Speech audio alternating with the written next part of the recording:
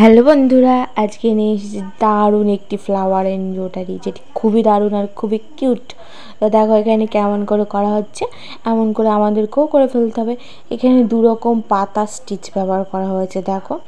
তো দেখো কেমন করে হয়ে গেল। এটা ফিশবনি স্টিচ। ফিশবনি স্টিচটি খুবই কমন একটি স্টিচ আর খুবই দারুণ একটি স্টিচ বলা যায়। আর এই যেই পাতা স্টিচটি হচ্ছে, এইটি আমি প্রথমবারই দেখলাম যে এই স্টিচের মাধ্যমে পাতা হয়। তো দেখো কেমন করে করছে, এমন করে আমাদেরকেও করে ফেলতে হবে। খুবই সুন্দর আর খুবই সহজ। এই স্টিচটি করতে একটু সময় লেগেছে, এই পাতা স্টিচটি আর কি। তো তবে সময় লাগলেও এটি খুবই সুন্দর আর মজবুত বলা যায়।